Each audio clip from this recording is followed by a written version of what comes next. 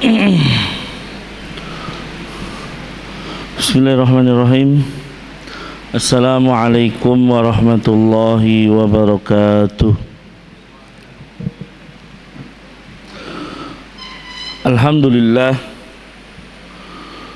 Alhamdulillahi ala ihsanihi wa syukru lahu ala taufiqihi wa amtinanihi. Asyhadu an la ilaha illallah wahdahu la syarikalah wa asyhadu anna Muhammadan abduhu wa rasuluhu sallallahu alaihi wa ala alihi wa ashabihi wa man sara ala nahjihi wastanna bi sunnatihi ila yaumi liqaihi.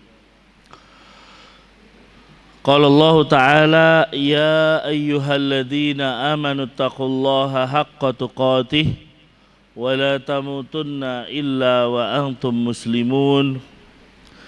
Ya ayyuhan nasu taqu rabbakumul ladzi khalaqakum min nafsin wahidah wa khalaqa minha zawjaha wa batha minhuma rijalan katsiran wa nisaa'a. Wattaqullaha alladzi tasaaluna bihi wal arham innallaha kana 'alaikum raqiba. Ya ayyuhalladzina amanu taqullaha wa qulu qawlan sadida yuslih lakum a'malakum wa yaghfir lakum dhunubakum wa man yuti'illaha wa rasulahu faqad faza fawzan 'azima. Amma ba'du fa in asdaqal hadithi kitabullah wa khairal huda huda Muhammadin sallallahu alaihi wasallam wa syarral umuri muhdatsatuha fa inna kulla muhdatsatin fid dini bid'ah wa kulla bid'atin dalalah wa kulla dalalatin finnar. Masiral ikhwah rahimani Allah wa iyyakum. Alhamdulillah, ya, Allah Subhanahu wa Ta'ala tidak pernah berhenti memberikan kepada kita nikmat. Ya, ini sudah menjadi hal yang dirasakan oleh manusia yang hidup di dunia. Pasti Allah akan berikan nikmat.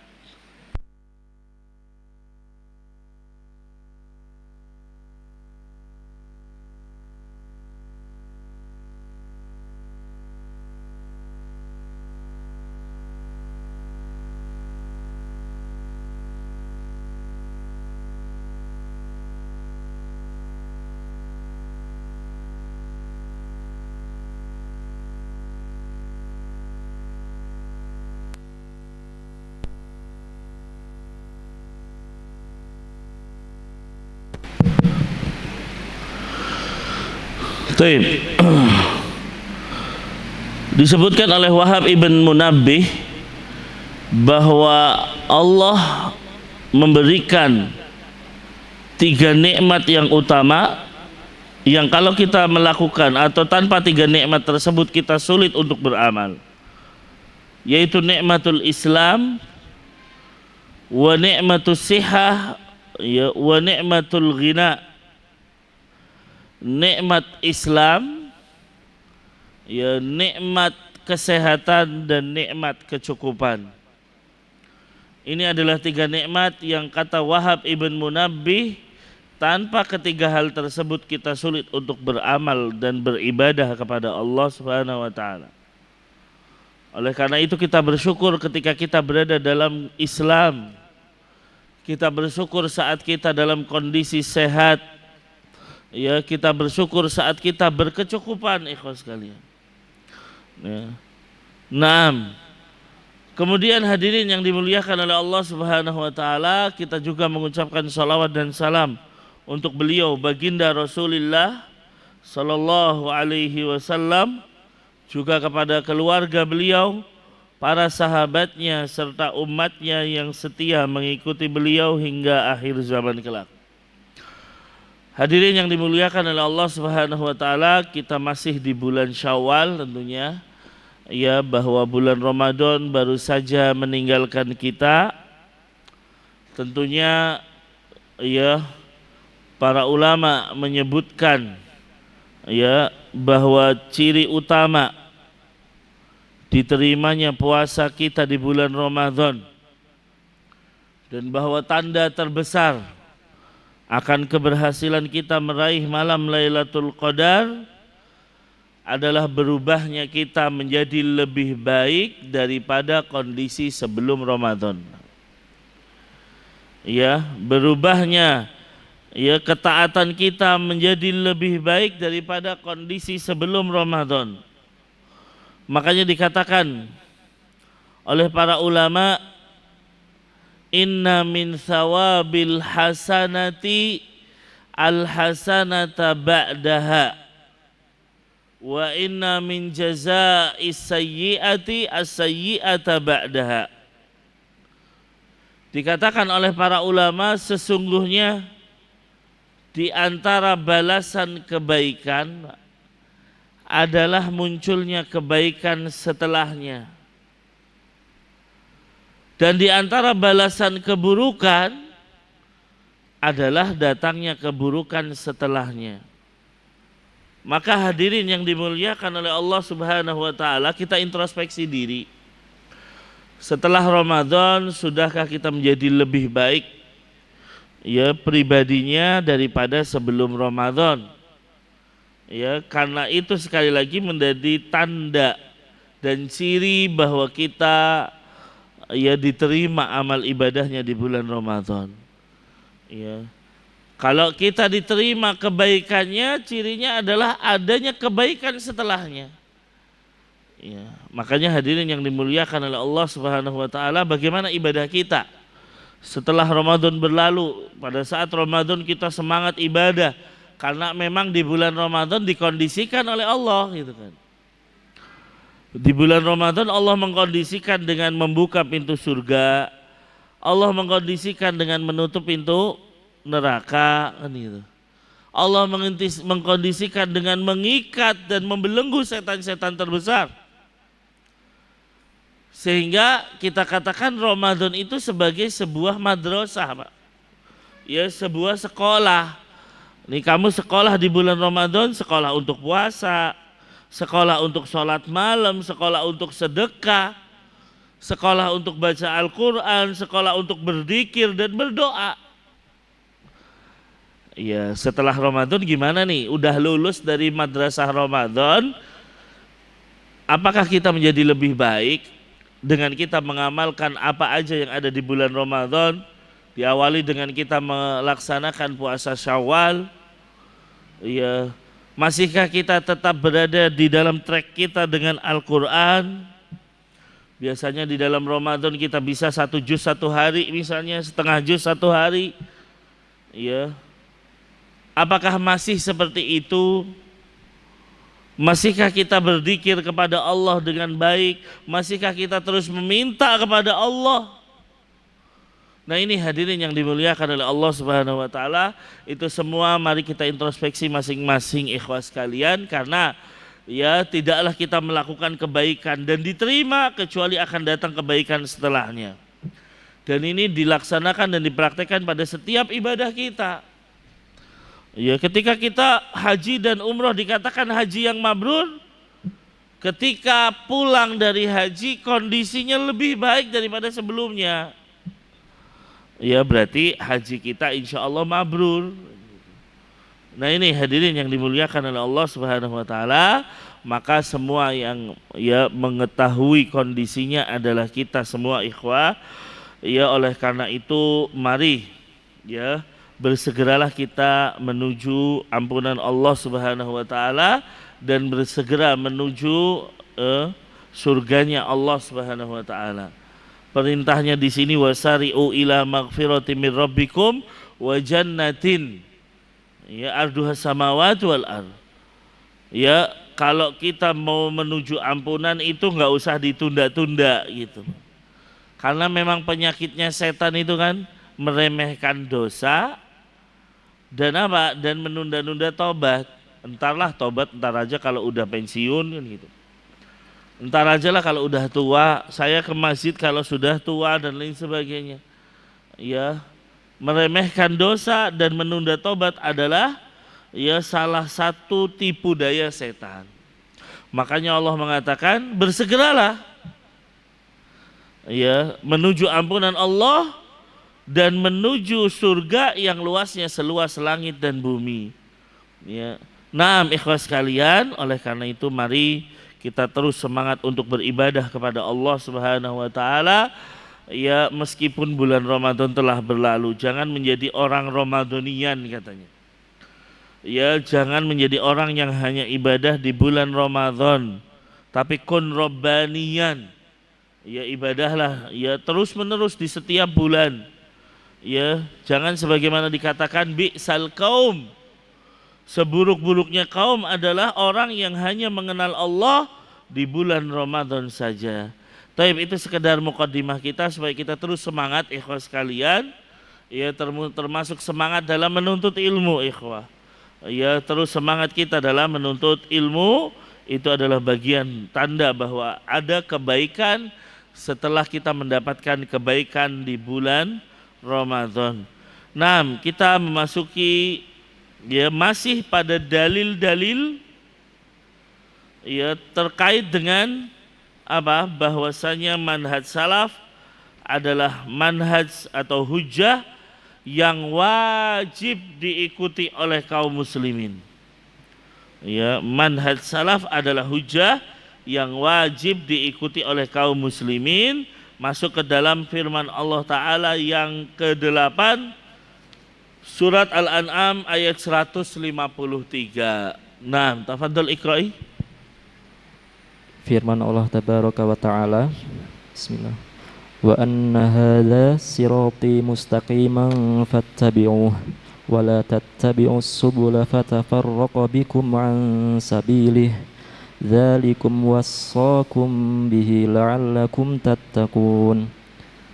Artinya, dan sungguh inilah jalanku yang lurus, maka ikutilah. Jangan kamu ikuti jalan-jalan yang lain yang akan mencerai-beraikan kamu dari jalannya. Demikianlah dia memerintahkan kepadamu agar kamu bertakwa. Baik, Allah Subhanahu wa taala ya menyebutkan firman Allah dalam surat Al-An'am ayat 153 sebagai dalil sekali lagi tentang manhaj salaf. Ya, tentang manhaj salaf. Allah mengatakan wa anna hadza sirati. Ya, ada apa namanya penunjukan ya menunjukkan ma'iyah bahwa inilah jalanku. Ya, jalanku yang lurus. Maka ikutilah, dan ini apa kalimatnya perintah Pak, fattabi'u. Ya, fattabi'u, ikutilah. Di dalam ya kaidah disebutkan al-amru yufidul wujub. Perintah itu di dalam Al-Qur'an maupun hadis Nabi itu manfaatnya adalah sebuah kewajiban. Hukum asalnya setiap ada perintah baik dari Allah maupun Rasulnya adalah wajib. Ya, kecuali ada dalil yang memalingkan dari yang wajib menjadi sunnah. Ini hukum asalnya, Pak. Makanya ketika Rasul mengatakan autiru ya ahlal Quran, kan gitu. Berwitirlah kalian wahai ahlul Quran. Di sini kan perintah, Pak.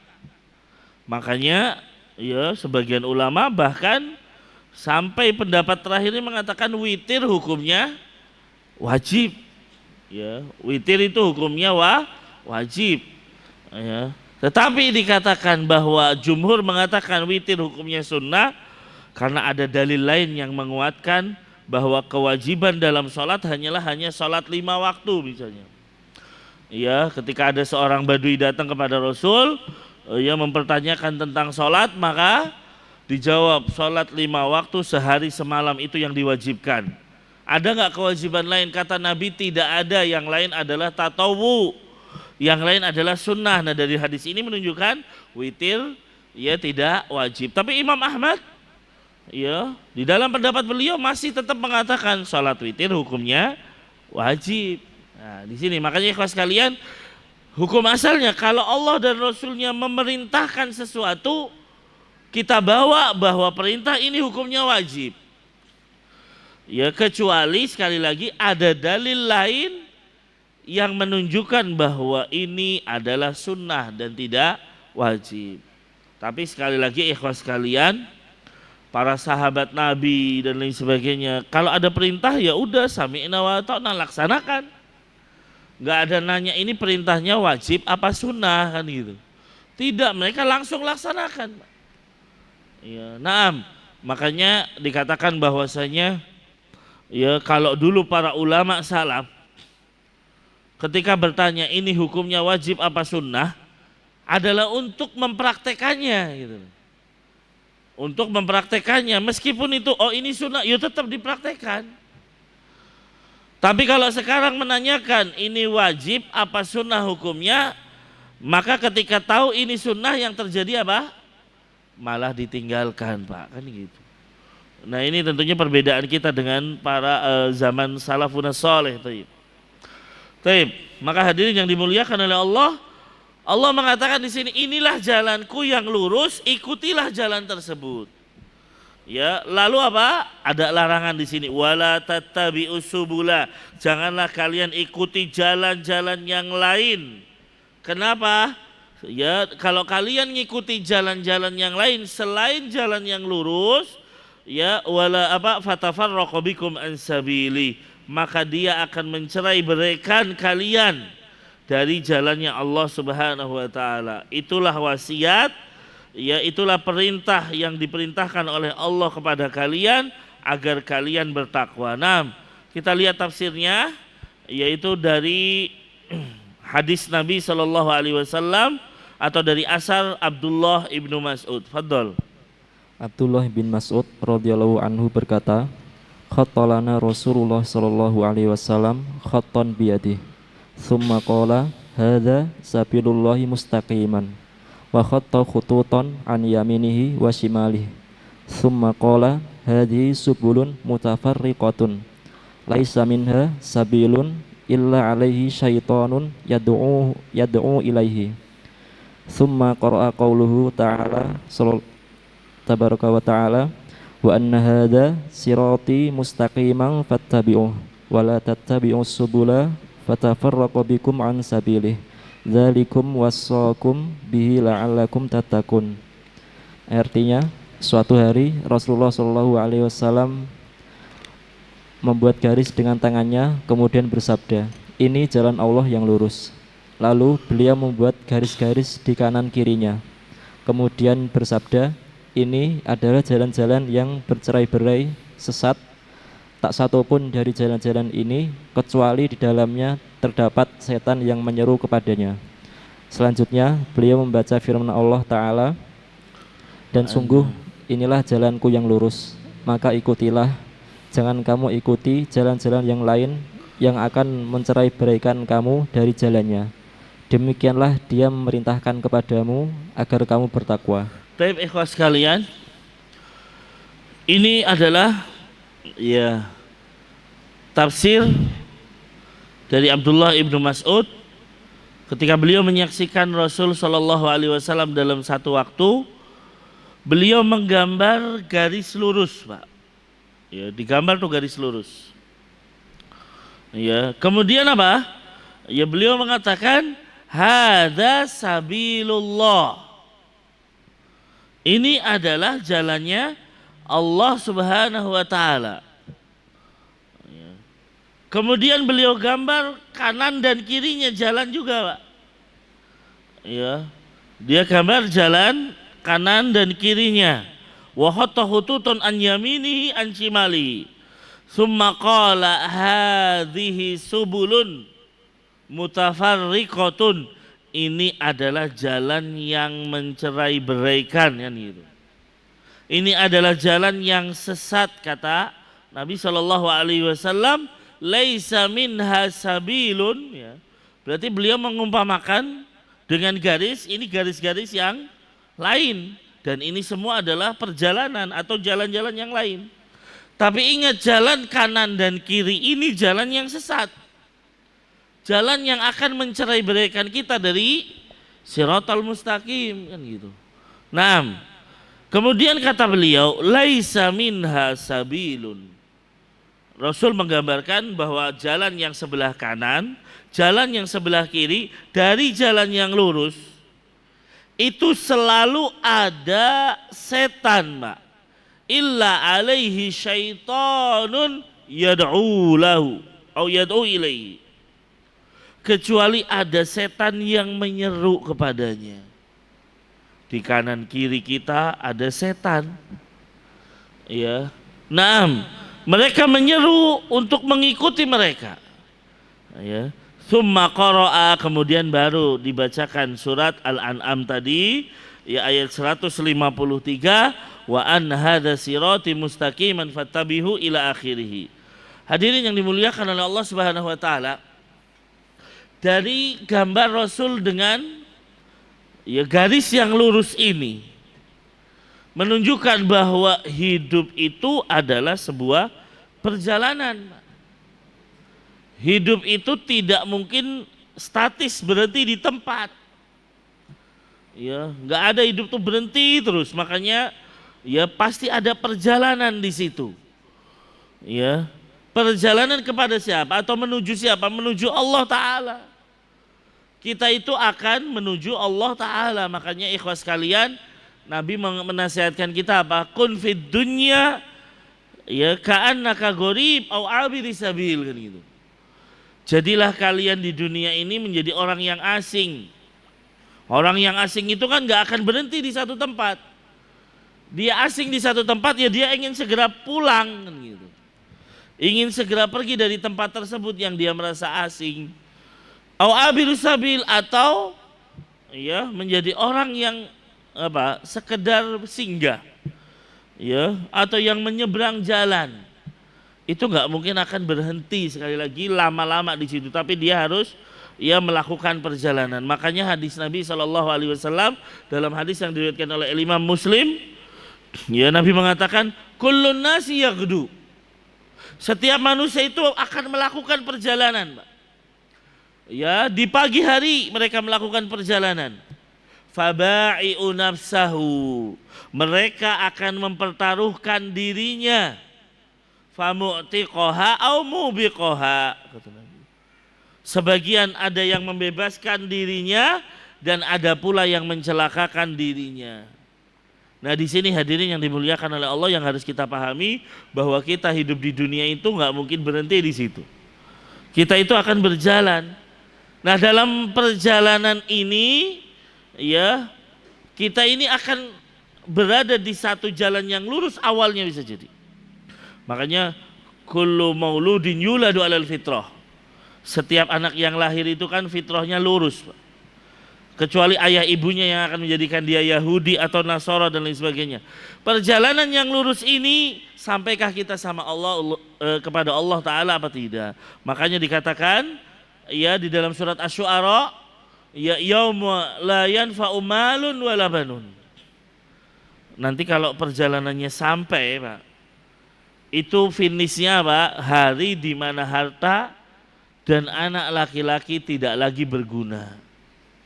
Ya, kecuali apa? Illa man atallaha biqalbin salim. Kecuali yang bisa datang menghadap Allah dengan hati yang selamat. Ya, maka hadirin yang dimuliakan oleh Allah, kita ini sekarang sedang berjalan menuju Allah Subhanahu wa taala. Allah katakan dalam surat Al-Kahfi ayat 110, faman kana yarju liqa'a rabbih. Barang siapa yang berharap ya berjumpa dengan Tuhannya, berjumpa dengan Allah, falyamal amalan salihan wala yusyrik bi ibadati rabbih ahada. Maka beramal solehlah dan jangan menyekutukannya dengan sesuatu pun. Maka hadirin yang dimuliakan oleh Allah, ya ini isyarat bahwa ketika Nabi membuat garis lurus, yang garis ini kata Nabi inilah jalan yang lurus gitu kan. Berarti hidup itu adalah sebuah perjalanan, ikhwah. Ya, adalah sebuah perjalanan yang mana perjalanan ini hakikatnya akan menyampaikan kita kepada Allah atau tidak. Kenapa ikhwah sekalian? Ya, karena ternyata Rasul juga nggambar jalan kanan dan kirinya gitu loh. Bukan hanya sekedar gambar yang lurus saja, tapi ada gambar sisi kanan dan sisi kiri. Ya, di mana ikhwas kalian, Rasul mengatakan jalan yang digambar lurus tadi, Nabi mengatakan hadhihi hadza sabilullah, kata Nabi. Inilah jalan Allah yang lurus mustaqiman. Tapi begitu gambar jalan kanan kirinya, beliau mengatakan hadhihi subul. Ini adalah jalan-jalan yang banyak dan mencerai-beraikan. Ya, kenapa dibedakan sabilullah? Sabilullah berarti sigohnya mufrad, satu tunggal. Kemudian jalan-jalan yang lain menggunakan sigoh atau menggunakan jamak. Oh, ini banyak jalan. Para ulama jelas menjelaskan di sini karena jalan kebenaran itu cuma satu, Pak. Jalan kebenaran itu cuma satu. Ya. Yang lain tidak ada. Ya, makanya hadirin yang dimuliakan oleh Allah Subhanahu wa taala, ya di sini kita bisa mengetahui bagaimana Nabi SAW menjelaskan bahwa jalan kebenaran itu hanya ada satu. Taib. Makanya hadirin yang dimuliakan oleh Allah, ya kata Ibnu Qayyim Al-Jauziyah, ya bahwa jalan yang mengantarkan kita kepada Allah hanya satu, nggak ada yang lain, tidak ada jalan kedua. Adapun jalan-jalan yang lain menyesatkan dari kita menuju Allah Subhanahu wa taala. Ya, dikatakan oleh Ibnu Qayyim, ya, dengan jalan tersebut Allah mengutus para rasul dan menurunkan kitabnya. Tidak ada seorang pun yang dapat sampai kepada Allah kecuali melalui jalan yang lurus tadi satu. Nah ini hadirin yang dimuliakan oleh Allah Subhanahu wa taala. Maka sekali lagi kebenaran itu ya cuma satu. Ya, kalau ada yang mengatakan ya setiap kelompok kan tujuannya baik. Ya, mungkin ketika dia mengatakan bahwa Islam berpecah menjadi kelompok-kelompok, ya mungkin masih agak mending dan masih dianggap normal kalau mengatakan Islam itu ya tujuannya baik. Yang tidak normal adalah ketika mengatakan setiap agama itu kan pasti baik tujuannya, gitu. Ya, dan apalagi mengatakan setiap agama punya surganya masing-masing. Nah, ini sudah keluar banget dan sudah jauh dari pemahaman yang benar. Wong kita katakan jalan kebenaran cuma satu. Ya. Dan di sini kita mengatakan jalan kebenaran itu sebagaimana dalam hadis yang mungkin nanti kita akan bahas juga, bahwa umatku akan terpecah menjadi 73 golongan. Ya, semuanya di neraka kecuali satu. Nah ini berarti kan kebenaran cuma satu, Pak. Yang masuk surga hanya satu. Yang lain bisa jadi ada yang memang akan kekal di neraka selamanya, ada yang mungkin akan disiksa dulu dan dimasukin ke surga kan gitu. Tapi jalan yang benar adalah apa yang aku dan para sahabatku berada di atasnya. Makanya ikhwas kalian, ya nggak usah bingung, ini kok kelompok banyak ya. Kenapa sih Islam berpecah belah? Kenapa sih Islam nggak jadi satu, ikhwas kalian? Karena barometer kebenaran kan udah jelas satu. Nabi sudah mengatakan semua kelompok di neraka kecuali satu, dan satu ini udah dijelaskan dalam beberapa hadis. Beliau mengatakan satu ini adalah al-jamaah. Ya, satu ini adalah ya syawadul a'dham, ya kelompok yang besar. Ya, dan yang paling tegas adalah satu ini apa yang aku dan para sahabatku berada di atasnya udah. Ya, berarti apa? Jalan kebenaran adalah mengikuti Rasul dan mengikuti sahabat. Selesai. Ini hadirin yang dimuliakan oleh Allah Subhanahu wa taala. Jadi jangan bingung. Ya, banyak kelompok yang benar yang mana sih kan gitu. Yang benar adalah yang mengikuti Rasulullah. Yang benar yang ada mengikuti jalan para sahabat Nabi. Nah ini yang harus kita pegang ikhwas kalian. Jangan ragu dengan hal ini. Ya, inilah kenapa kita wajib belajar manhaj. Ya, bahwa kebenaran sudah dijelaskan di dalam Al-Qur'an dan hadis-hadis Nabi. Makanya kita jelaskan di sini banyak dalil dari Al-Qur'an menunjukkan kebenaran jalan sahabat. Baik ikhwas kalian. Kemudian tentunya ketika kita meniti dan melangkah dalam jalan yang lurus, itu nggak mungkin jalannya selamat dengan mudah gitu loh. Ya, Allah tidak memberikan ujian dan cobaan, itu nggak mungkin. Karena memang dunia itu adalah darul ibtila. Dunia ini adalah jalan atau negeri yang penuh dengan cobaan. Dunia ini adalah negeri yang penuh dengan ujian. Makanya Nabi mengatakan apa? Ya, ketika menggambar garis di samping kanan dan kirinya, setiap jalan ini ada setan yang menyeru, Pak. Mengganggu, menguji kita, ikhwas kalian. Apakah ketika kita berjalan dalam rel yang lurus ini menuju siratal atau menuju Allah dalam siratal mustaqim, kita goyah enggak dipanggil setan sebelah kanan, dipanggil setan sebelah kiri? Nah ini hadirin yang dimuliakan oleh Allah Subhanahu wa taala. Maka kita harus tahu bahwa di sana ada rintangan yang siap menghalangi perjalanan kita, berupaya untuk menghentikan perjalanan kita. Dan para ulama mengatakan, ya, dan mengingatkan kita, menasihati kita supaya hati-hati dan tidak terjatuh, ya. Dan rintangan itu diurutkan menjadi 3 hal yang besar, Pak. Rintangan-rintangan dari jalan yang lurus, ya, disebutkan atau diurutkan menjadi 3 hal yang besar, yaitu syirik, kemudian bid'ah, kemudian maksiat. Ini 3 rintangan terbesar meniti jalan yang lurus. Ya, kesyirikan, kebid'ahan, dan kemaksiatan. Naam.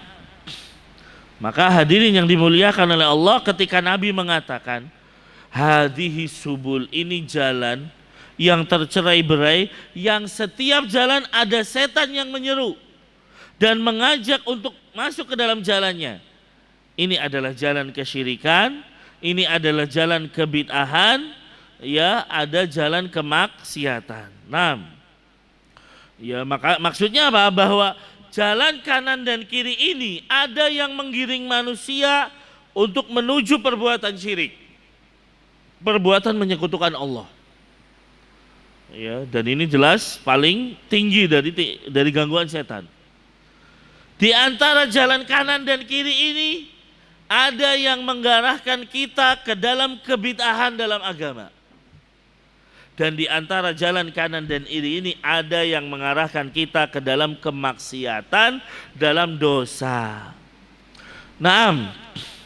Maka hadirin yang dimuliakan oleh Allah, 3 hal ya besar ini, ya, bisa jadi ada gangguan syirik kok kita lepas, ada gangguan bid'ah kok kita lepas, ada gangguan maksiat. Makanya Ibnu Qayyim Al-Jauziyah, beliau menyebutkan 7 langkah setan dalam menyesatkan manusia. 7 perkara dalam menyesatkan manusia. Ya, jadi bukan hanya 1 perkara, tapi 7 perkara kata Ibnu Qayyim yang akan ditempuh oleh setan, oleh iblis dan bala tentaranya untuk menyesatkan manusia. Enggak cuma 1, ikhwas kalian. Ya, makanya hadirin yang dimuliakan oleh Allah, setan udah janji, iblis sudah janji, saya akan menyesatkan manusia.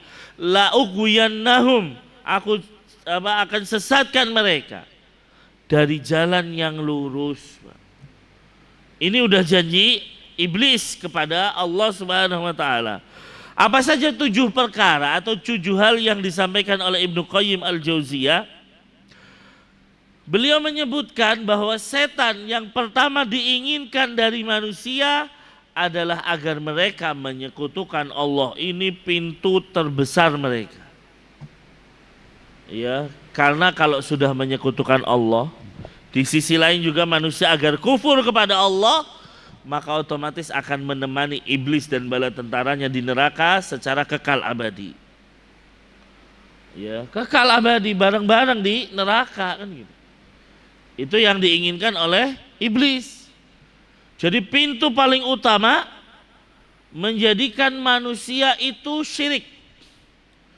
Maka segala hal yang memudahkan manusia melakukan kesyirikan ini pasti akan dilestarikan oleh setan. Akan dilestarikan oleh setan. Makanya hadirin yang dimuliakan oleh Allah Subhanahu wa taala, setan ya kalau misalnya di satu daerah ada orang-orang yang ya meyakini bahwa di situ ada penunggunya. Ya, dan penunjuknya sering muncul, ya setan pasti akan sering muncul di situ. Untuk tetap manusia melakukan kesyirikan. Contoh misalnya, ketika orang-orang ya di pantai selatan meyakini bahwa di sana penguasanya adalah Nyi Roro Kidul dan sering muncul, maka pasti ya beberapa waktu sering akan muncul dan diperlihatkan kepada manusia. Untuk apa? Untuk melanggengkan kesyirikan yang ada. Ya, untuk melanggengkan kesyirikan yang ada. Oh ya benar, ternyata ya penguasa pantai selatan ada gitu kan. Yaitu Nyi Roro Kidul. Terus gitu ikhwas kalian. Ya maka segala hal yang menjadikan kesyirikan ada, nggak mungkin akan ya dihilangkan oleh setan. Mereka akan terus ya menjadikan itu ya ada dan menjadikan manusia menyekutukan Allah Subhanahu wa taala. Ini pintu yang pertama. Ya, menjadikan manusia syirik, menjadikan manusia kufur kepada Allah. Ya. Apabila tidak berhasil, kata Ibnu Qayyim, tentunya kalau nggak berhasil dari cara atau pintu perkara yang pertama, mereka akan melakukan perkara yang kedua, menyeru manusia kepada perkara yang kedua, yaitu perkara kebid'ahan. Naam, insya Allah di sini sudah paham semua makna bid'ah. Ya, bid'ah itu secara istilah, kalau secara bahasa, ya ihdasul amr kan gitu. Secara bahasa bid'ah itu adalah perkara yang baru, Pak. Ya, berarti setiap perkara yang baru dikatakan sebagai kebid'ahan. Nah, ini kalau kita bicara bahasa. Tapi yang dimaksud bid'ah di dalam syariat, di dalam hadis Nabi, yang dimaksud ini adalah bid'ah secara istilah. Apa itu? Ihdatsu amrin fid din lam yakun fi ahdin Nabi walau fi ahdi sahabat. Perkara baru di dalam agama, Pak, ingat. Hal yang baru di dalam syariat ini, yang itu tidak ada di masa Rasulullah, yang itu tidak dilakukan oleh para sahabat Nabi. Nah ini bid'ah. Ya, ini yang sudah ngaji harus dipahami benar. Karena kalau orang awam di sana, ya memahami bid'ah hanya sekedar dari sisi lugawi, dari sisi bahasa kan gitu. Ya, mereka kadang marah-marah dengan kalimat bid'ah, padahal bid'ah itu yang menyuarakan adalah Rasulullah. Ya, dan mereka itu kadang tadi pakainya bahasa, makanya dikit-dikit bid'ah kan gitu. Ya, di zaman Rasul itu nggak ada mobil, berarti kalian pakainya kuda aja terus kan gitu. Padahal itu kan nggak ada hubungannya dengan agama. Ya, dikit-dikit bid'ah kan gitu. Bajumu aja nggak ada di zaman Rasul kan gitu. Sampai nanti pada kalimat yang sudah menjengkelkan apa? Dikit-dikit bid'ahmu, kamu aja nggak ada di zaman Rasul kan gitu, ikhwan. Ya, nah ini maksudnya bid'ah dari sisi bahasa betul. Tapi yang kita maksudkan bid'ah di sini dari sisi istilah, yaitu maksudnya dalam perkara agama. Bukan dalam sisi bahasa, ikhwas sekalian. Makanya kalau ada satu perkara agama yang itu tidak pernah dilakukan oleh Rasulullah, ibarat kata adalah modifikasi, Pak. Ya, modifikasi di dalam agama. Ya, kadang ya apa namanya zikir sudah ditentukan segini ditambahi kan gitu. Ya, ditambahi dan lain sebagainya. Maka modifikasi di dalam agama itu adalah perkara yang tercela, perkara yang terlarang, Pak. Nah, ya, kalau kita lihat misalnya sesuatu sudah dijelaskan syar'i, ya nggak boleh tambahin. Seseorang merasa sholat subuh kok cuma 2 rakaat, kurang kan gitu. Tambahi sholat subuh 4 rakaat. Ya, tentunya mungkin niatnya kan baik. Ya, orang kan kalau melakukan bid'ah biasanya kan yang penting niatnya baik gitu kan. Saya pengen sholat subuh supaya lebih banyak lagi. Tapi kan nggak bakal diterima oleh Allah Subhanahu wa Ta'ala. Kenapa? Karena kita menyelisihi yang diajarkan oleh Rasulullah Shallallahu Alaihi Wasallam. Ya, kita tidak akan, ya makanya sebagian ulama ketika ya diuji oleh seseorang, apakah Allah akan menghukum saya ketika saya sholat melebihi dari yang dibataskan, ketika saya sholat subuh 4 rakaat, apakah Allah akan menghukum saya karena sholat? Maka dijawab, Allah tidak akan menghukummu karena sholatmu, tapi Allah menghukummu karena engkau menyelisihi perintah Allah dan Rasulnya, kan itu. Nah ini hadirin yang dimuliakan oleh Allah Subhanahu wa Ta'ala. Ya, pintu kedua adalah kebid'ahan.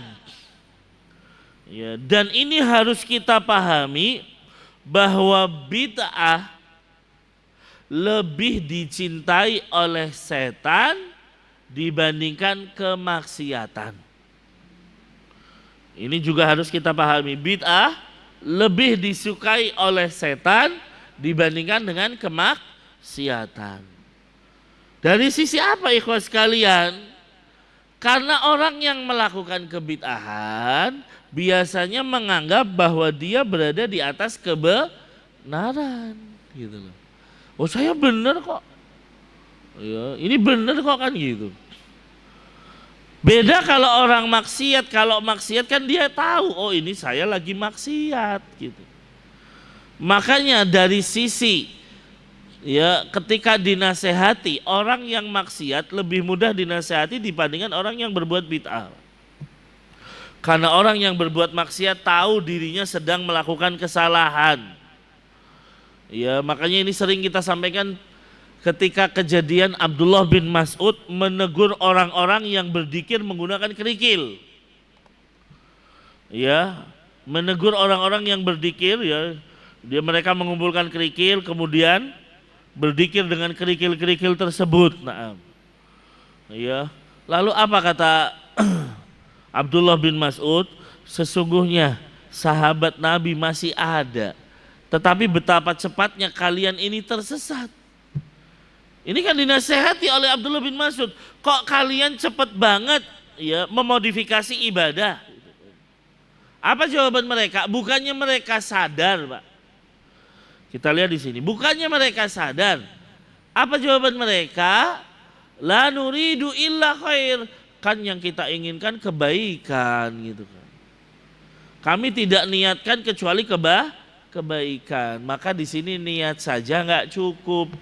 Ya kata beliau, kata Abdullah bin Mas'ud, berapa banyak orang menginginkan kebaikan tapi tidak berhasil mendapatkannya, kan gitu. Ya jadi nggak hanya sekedar niat, oh saya niatnya baik kok. Ya, saya niatnya kok baik, nggak bisa seperti itu ikhwas sekalian. Makanya kita lihat di sini, ya bahwa orang yang berbuat bid'ah kalau dinasihati bisa jadi mereka akan melawan gitu kan. Ya bisa jadi mereka akan melawan, termasuk orang-orang ini. Makanya dikatakan di dalam sejarah, ya tadi kan kita katakan tidaklah keburukan kecuali akan melahirkan keburukan setelahnya. Orang-orang yang berhasil dinasihati oleh Abdullah bin Mas'ud karena berbuat sesuatu yang tidak ada contohnya dari Nabi Shallallahu Alaihi Wasallam, mereka bergabung dalam pasukan pemberontak akhirnya kan gitu.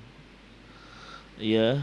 Nah di sini kita katakan orang kalau sudah keburukan masih akan muncul keburukan-keburukan lainnya.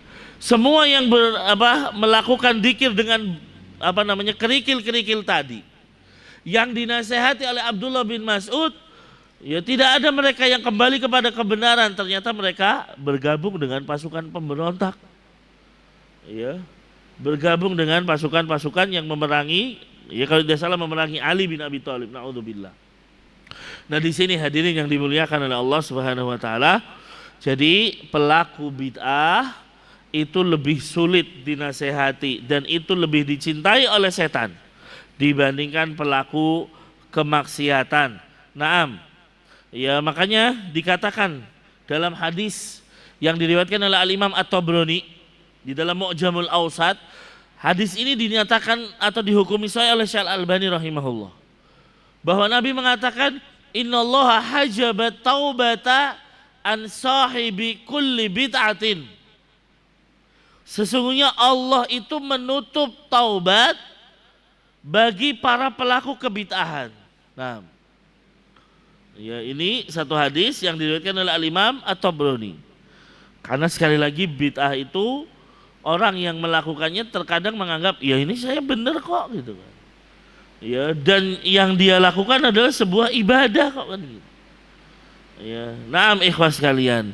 Maka pintu kedua kata Ibnu Qayyim yang ada pada jalan samping kanan dan samping kiri yang itu disukai oleh iblis dan bala tentaranya adalah pintu bid'ah. Ya, maka hadirin yang dimuliakan oleh Allah Subhanahu wa taala, ini menunjukkan bahwa ketika Nabi Shallallahu alaihi wasallam mengatakan iyyakum wa muhdatsatil umur, hati-hati kalian dengan perkara yang baru di dalam agama ini. Fa inna kulla bid'atin dolalah.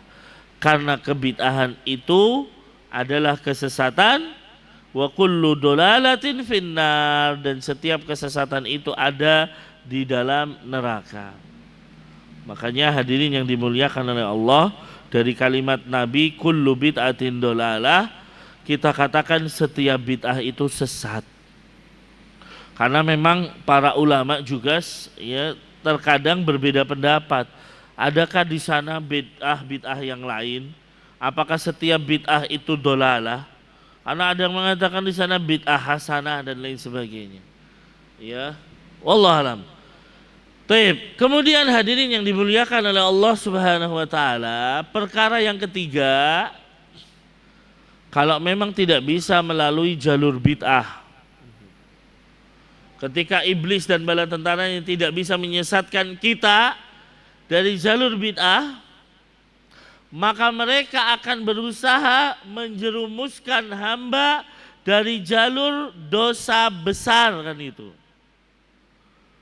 Ya, dari jalur dosa besar. Ya, artinya apa? Seseorang gemar melakukan dosa besar. Ini juga sudah berbahaya ikhwas sekalian, karena ketika seseorang terjatuh ke dalam dosa besar, ya akan menyebabkan dosa-dosa kecil kita bisa jadi tidak diampuni. Karena kan Nabi mengatakan bahwasanya ya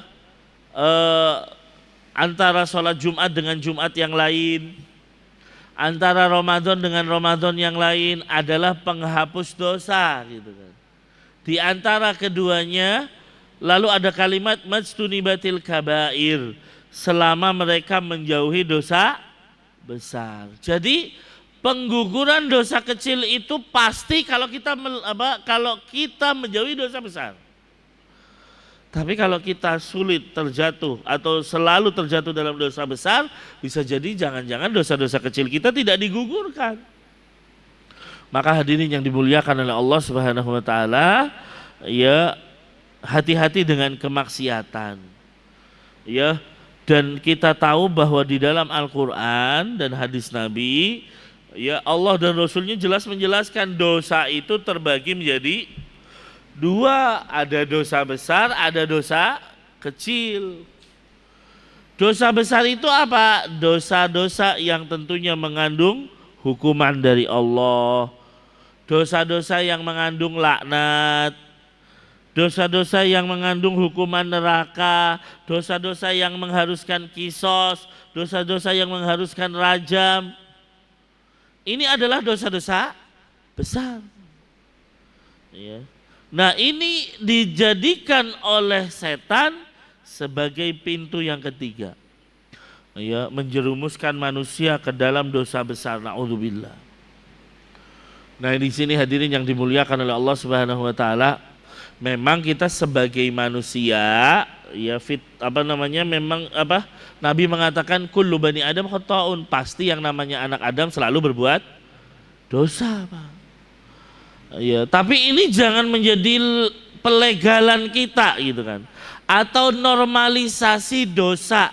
Oh, normal orang berbuat dosa.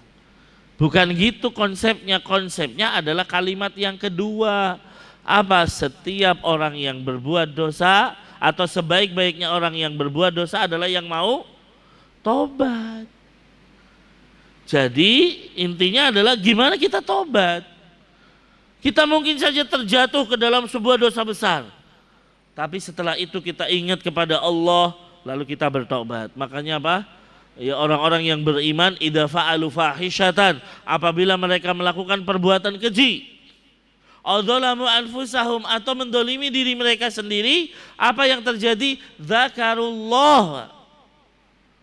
Ketika dosa itu, langsung mereka ingat Allah, ya Allah, saya berdosa. Ya, lalu apa? Dia akan menyesal, lalu akan istighfar dan tobat. Fastaghfirullah. Ya, maka mereka akan beristighfar kepada Allah, minta ampun kepada Allah. Pak. Inilah orang mukmin gitu loh. Ketika dia berdosa, dia ingat Allah, makanya langsung tobat. Dan ketika tobat, ya jubu, atau tobat itu apa? Yahdimu qablahu. Tobat itu menghapus dosa. Sebagaimana orang yang tidak berdosa. Naam ikhwas kalian. Maka hadirin yang dimuliakan oleh Allah Subhanahu wa taala, ya, setan menjerumuskan pada seseorang pintu yang ketiga, yaitu dosa besar. Kalau dosa besar kok masih selamat nih dari jalan. Ya, kita tidak terjerumus dan terjatuh ke dalam dosa besar.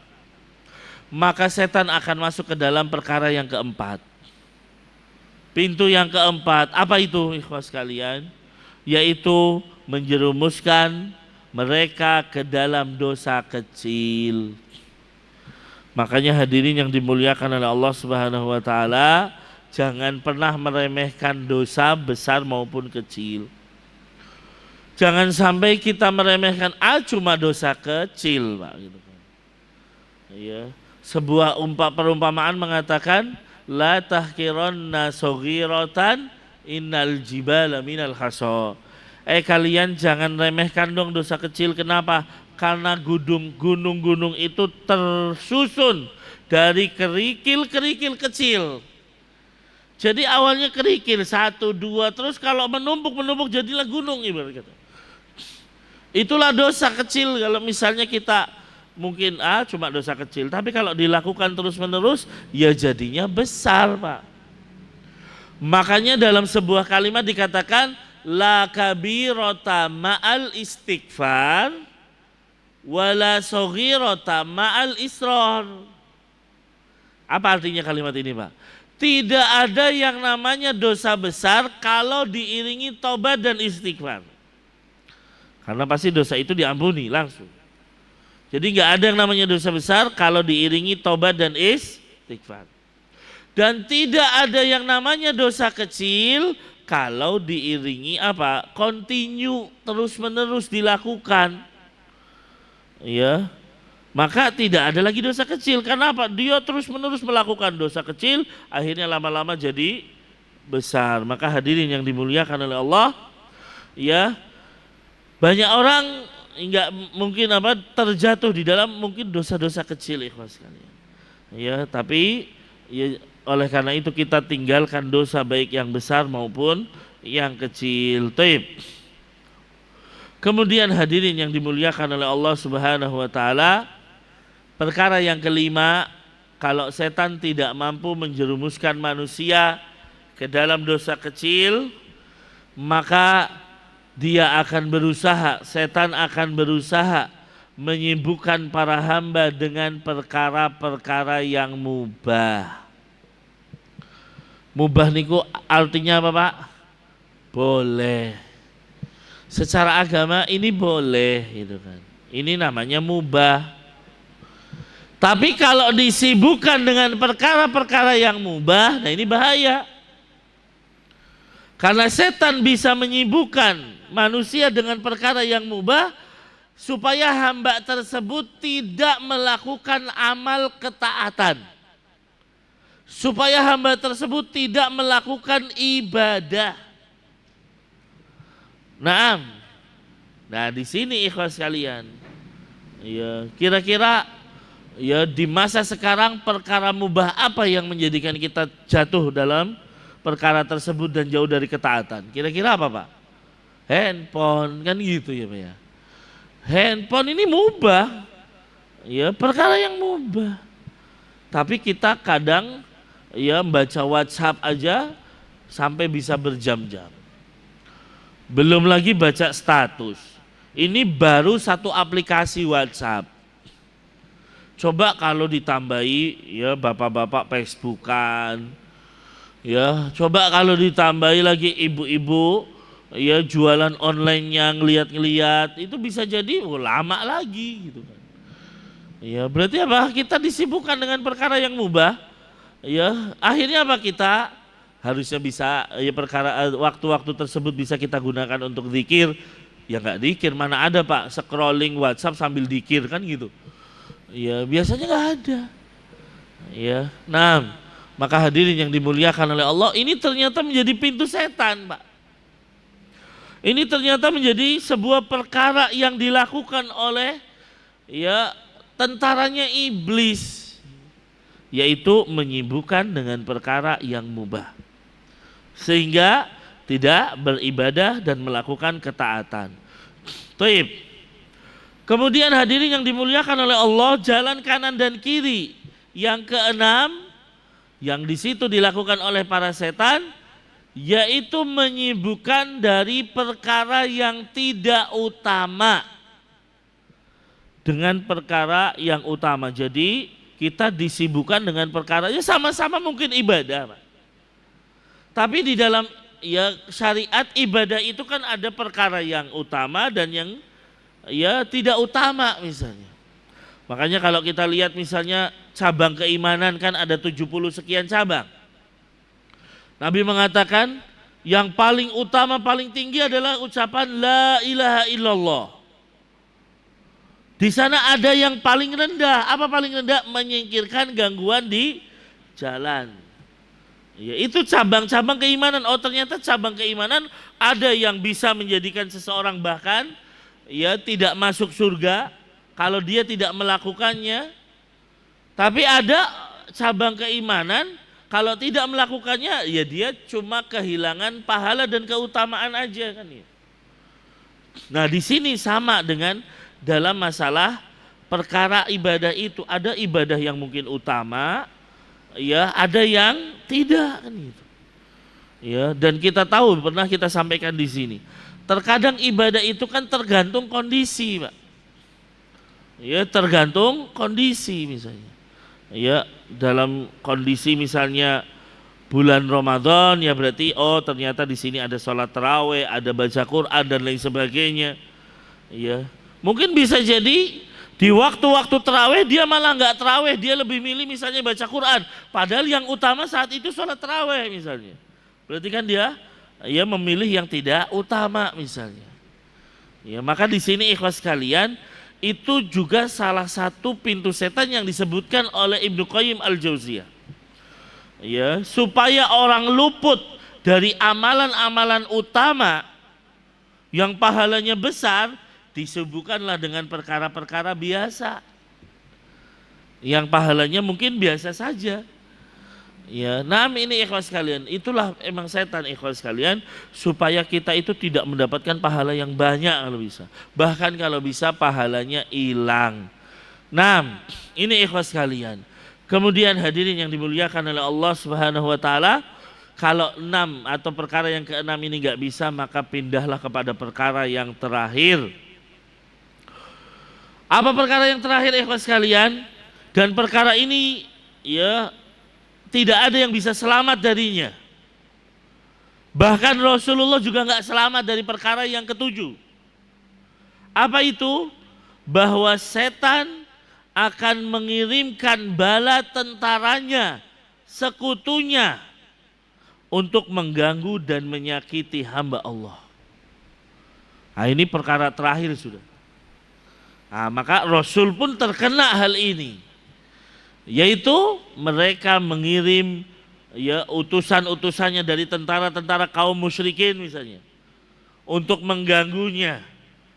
Makanya kalau setan nggak mungkin bisa menyimpangkan hambanya, sudah putus asa dari menyimpangkan hambanya dari kebaikan, maka cara terakhir biasanya adalah mendatangkan orang-orang untuk menyakiti hamba tersebut.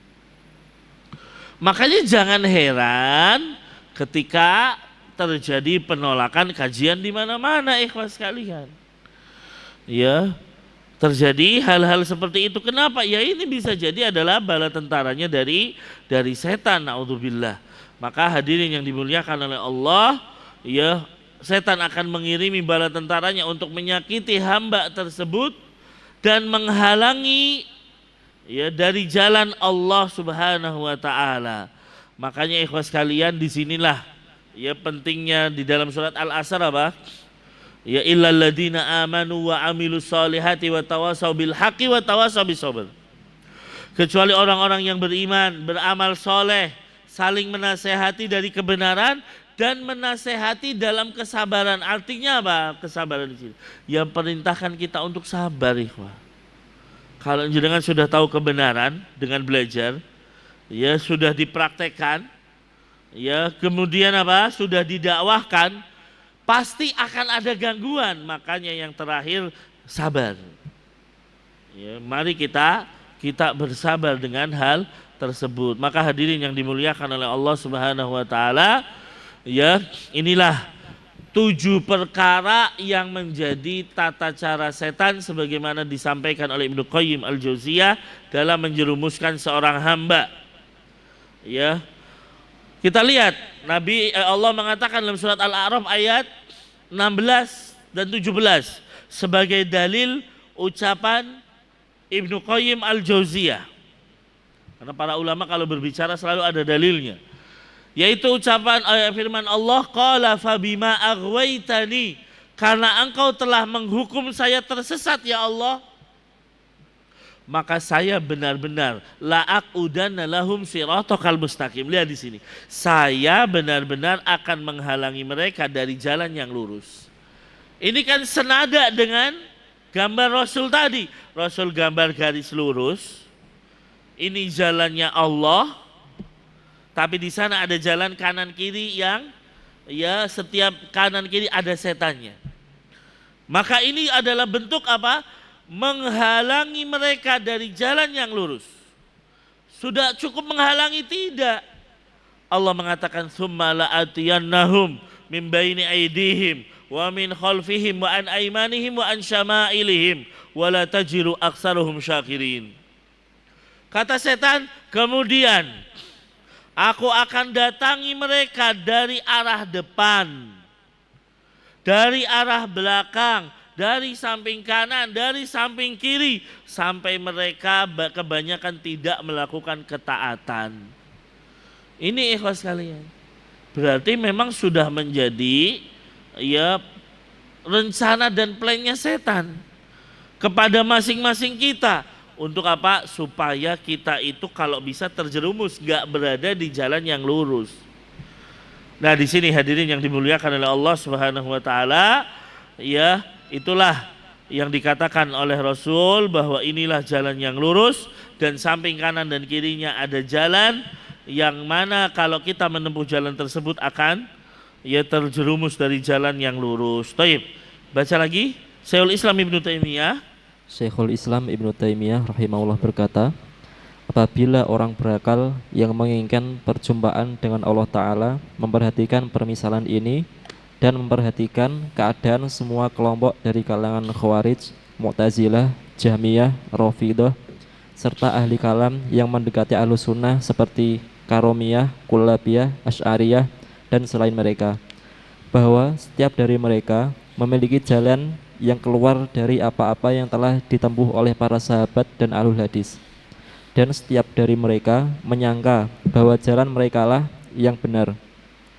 Niscaya orang yang berakal akan mendapati bahwa merekalah firqah-firqah sesat. Firqah-firqah tersebut yang dimaksud dalam permisalan ini, yang diumpamakan oleh Al-Maksum, yaitu Rasulullah Shallallahu Alaihi Wasallam, yang beliau tidak berbicara dari hawa nafsunya, melainkan wahyu yang diwahyukan kepadanya.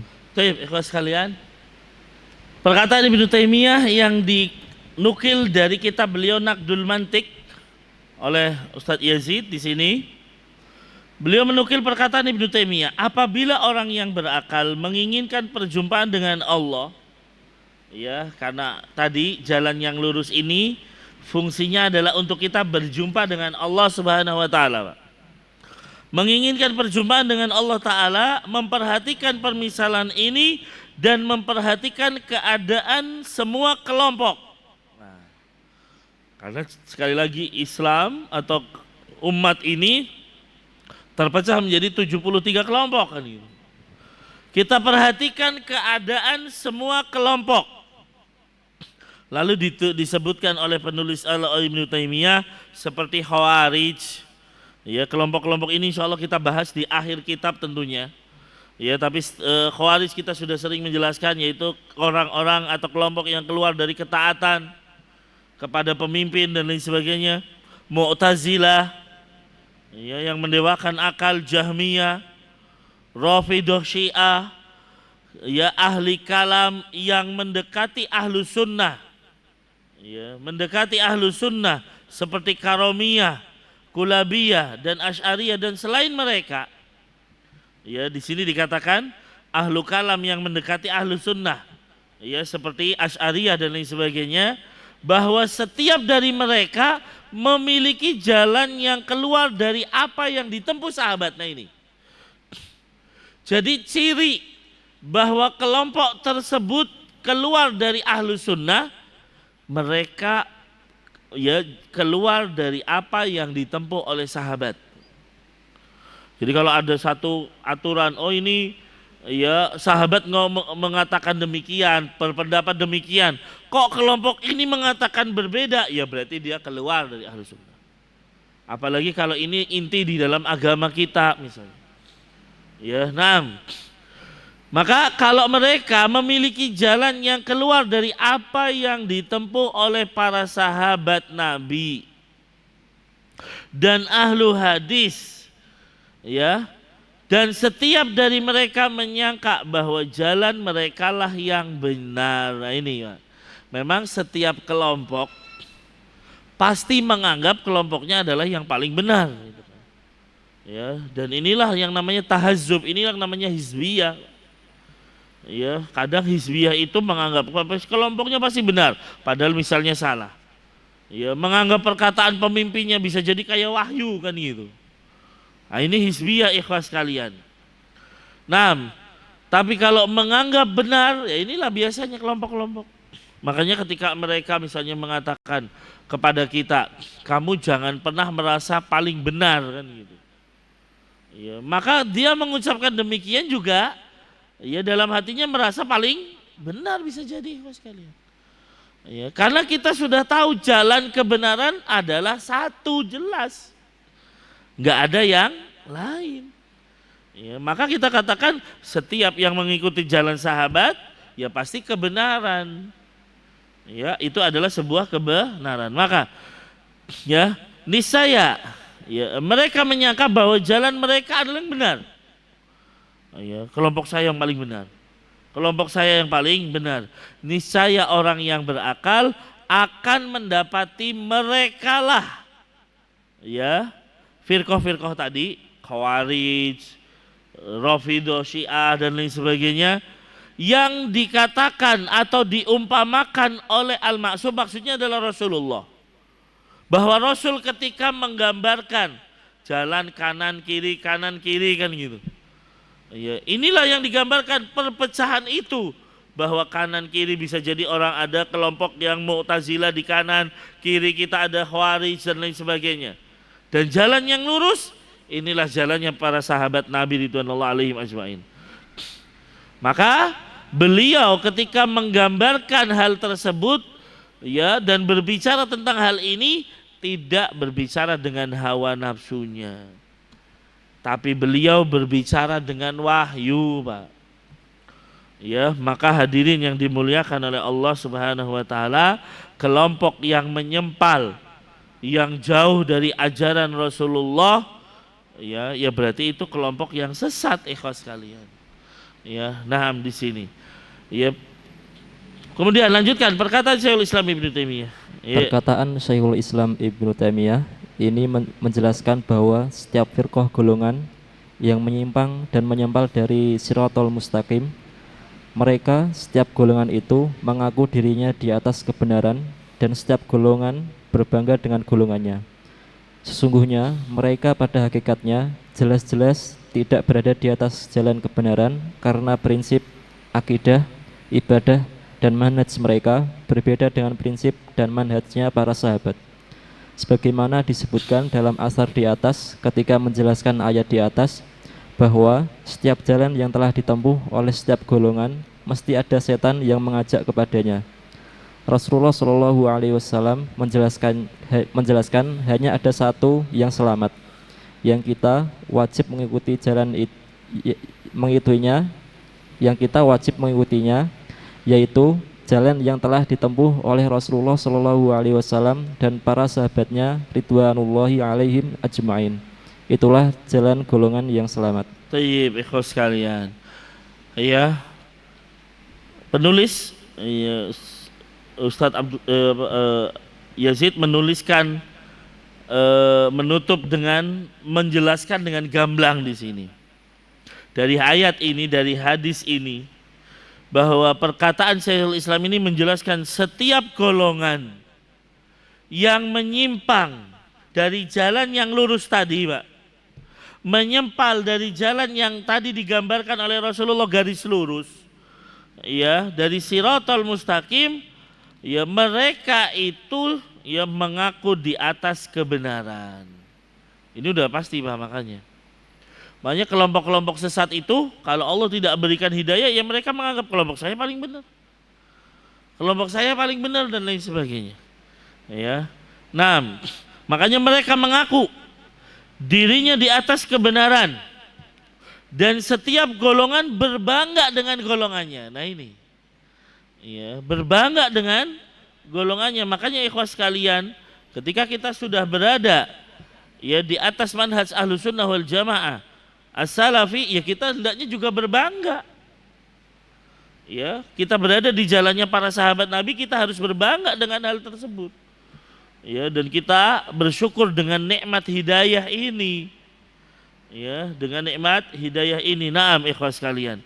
Maka kelompok sesat berbangga dengan kelompoknya, ya, padahal mereka pada hakikatnya jelas-jelas tidak berada di jalan kebenaran.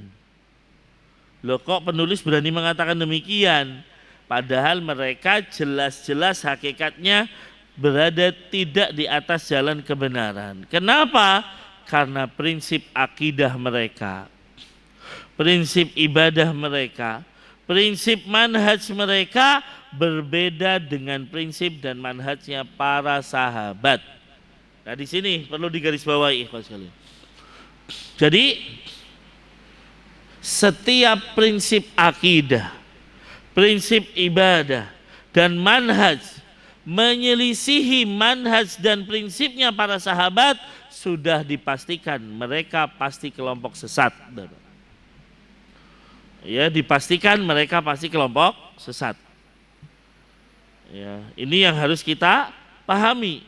Ya, makanya untuk memberi label kepada Ahlus Sunnah wal Jamaah as-Salafi, berarti kita di awal sudah mengatakan, ya, kita kun salafiyan alal jaddah, menjadi salafi yang jaddah, ya, yang benar-benar, yaitu apa? Bukan salafi dalam akidahnya saja, tapi juga akidah, ibadah dan manhaj, ngikutin sahabat Nabi, ya. Dan kita yakini apa? Laukana khairan la sabaquna ilai. kalau perkara baik pasti para sahabat sudah melakukannya. Kalau sahabat nggak melakukannya berarti ini nggak baik, udah gitu. Jadi barometer kebaikan sahabat, selesai, bolak-balik kita katakan. Kita mengkaji kitab ini manhaj ahli sunnah, manhaj salafi, ya berarti kita mengkaji manhajnya sahabat Nabi. Maka jangan bosan ketika saya selalu mengatakan jalan kebenaran adalah jalannya sahabat. Ya, jalannya sahabat. Maka di sini ikhwas kalian, setiap prinsip, ya baik itu akidah, ibadah dan manhaj yang berbeda dengan prinsipnya para sahabat dan manhajnya para sahabat, dipastikan dia berada dalam kesesatan. Dia berada dalam kesesatan. Naam. Ya, sebagaimana telah disebutkan di dalam athar di atas, ketika menjelaskan ayat di atas tadi, bahwasanya Abdullah bin Mas'ud menjelaskan tentang surat Al-An'am ayat 153. Ya, naam, bahwa setiap jalan yang telah ditempuh oleh setiap golongan mesti ada setan yang mengajak kepada mereka. Ya, mesti ada setan yang mengajak kepada mereka.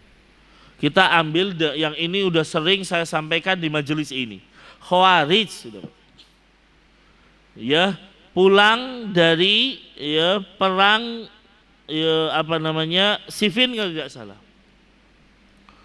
Ya, mereka ya terjadi apakan ketika Ali dan Muawiyah kemudian berhukum dengan atau memutuskan hukuman kepada Abu Musa al-Asy'ari dan Amr bin As untuk terjadi perjanjian damai. Nah, orang-orang Khawarij ini kan mengatakan la hukma illa lillah, tidak ada hukum kecuali hukum Allah gitu. Jadi menganggap perbuatan Ali dan Muawiyah adalah sebuah kesalahan besar karena tidak berhukum dengan hukum Allah. Mereka akhirnya apa? Nyempal, Pak. Mereka akhirnya apa? Ya berkelompok sendiri. Ya, berkumpul sendiri di daerah namanya Haruriyah. Nah, kita lihat di sini. Ya, pendapat mereka apakah sejalan dengan para sahabat Nabi? Orang-orang Khawarij ini apakah sejalan dengan sahabat Nabi? Kita lihat ketika Abdullah bin Abbas menasehati mereka, dan ini sudah sering saya sampaikan di sini. Ucapan Abdullah bin Abbas yang ini dalam banget, Pak. Apa ucapannya? Ya, kenapa kalian ya keluar dari ketaatan kepada Ali? Padahal di antara kalian ini yang jumlahnya 6.000 orang lebih, tidak ada sahabat Nabi satu pun, Pak, bayangkan. Padahal saat itu sahabat Nabi masih banyak.